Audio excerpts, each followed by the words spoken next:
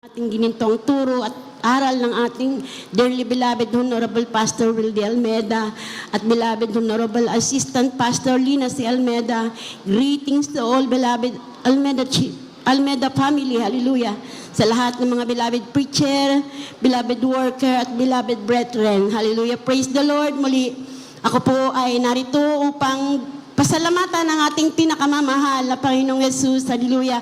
Pasasalamatan ko lang po ang ating pinakamamahal na Panginoong Yesus. Hallelujah. Praise the Lord. Nitong nakaraan lamang pong buwan na ako po ay galing po papunta po ako sa Mandaluyong upang dumalo ng gawain. Hallelujah.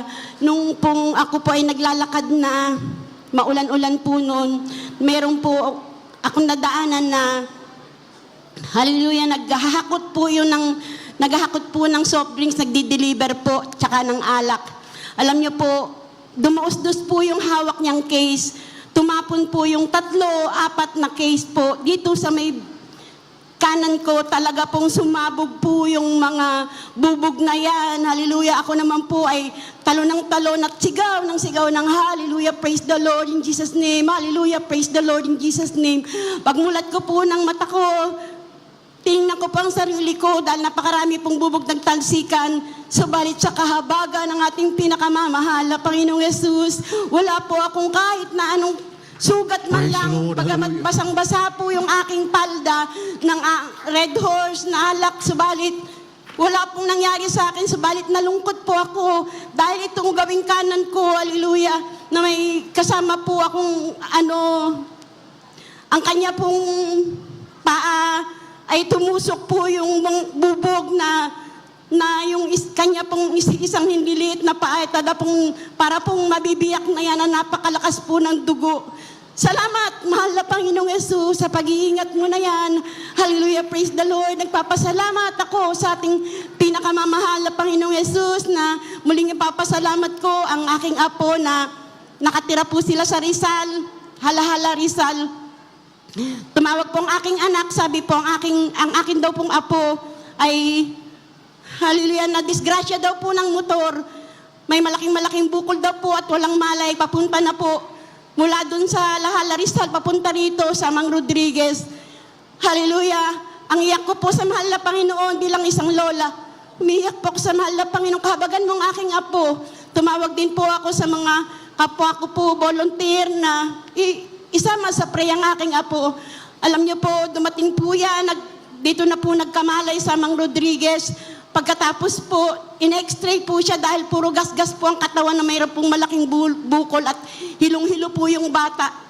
Alam niyo po, sa kahabagan ng ating pinakamamahal na Panginoong Yesus, in-x-ray, in-ECG, lahat po ng ginawa nila. Hallelujah, praise the Lord. Wala pong damage sa loob ng aking apo. Mahal na Panginoon, salamat po sa mga pag-iingat mo na yan. Hallelujah, praise the Lord.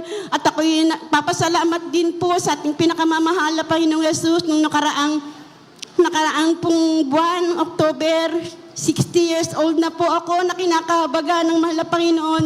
Taglay ang lakas na nagmumula sa Kanya. Salamat, mahal na Panginoong Yesus. Hallelujah, praise the Lord. Salamat sa ating pinakamamahal na Panginoong Yesus at higit sa lahat. Pinasasalamatan ko tuwi-tuwi na, hallelujah, praise the Lord na, hallelujah, ako po ay tinawag mo sa gawain na ito na kung hindi ako tinawag na ating pinakamamahal na Panginoong Yesus, kung babalikan ko lang po kung ano ako dati, hallelujah, drugs, alak, sugal, sigarilyo, bisyo po ng kalalakihan, subalit bisyo ko po yan. Hallelujah, praise the Lord, hallelujah, salamat, mahal na Panginoong Yesus, hallelujah, praise the Lord, na inahon mo ako, hallelujah, praise the Lord, sa pagkakasala. Amen. At binigyan mo ng direksyon ng aking buhay, hallelujah, praise the Lord. Nagpapasalamat ako sa ating pinakamamahal na Panginoong Yesus na gagamit niya po ako sa Manila City Jail, Camp Karingal. Alalahanin ko pa po pala, pasasalamatan ko sa ating pinakamamahal na Panginoong Yesus. Nung pong nagkakandak po ng Bible study kami sa Camp Karingal, alam niyo po, andito po ako dahil kakatapos ko lang pong mag-joyful.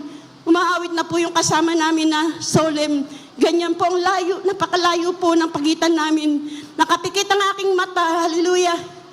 meron akong naririnig, boses lalaki, nagbi-blending sa boses na umaawit ng ating kapatiran na solemn. Alam niyo po, akala ko lang po, guni-guni ko lang po yun. Hallelujah. Subalit nung natapos niya sa po siyang umawit, magandang boses na may kasama pa pong organ yun, na kung iisipin ko, wala pong babae, kundi isa lang po ang aming kasamang lalaki, yung pong preacher namin na nakaluhod. Alam niyo po, sabi ko po ganyan, sabi niya po sa akin, narinig niyo ba yung narinig ko? Sabi niya ganyan. Alam niyo po, talagang bigla po ako napaluha kasi sabi ko, totoo, binuksan ng mahal na Panginoon ng pandinig na pag nagpupuri po pala, kasama natin ang mga anghel sa kalangitan na nagpupuri. Purihin ka, mahal na Panginoong Jesus. Hallelujah, praise the Lord.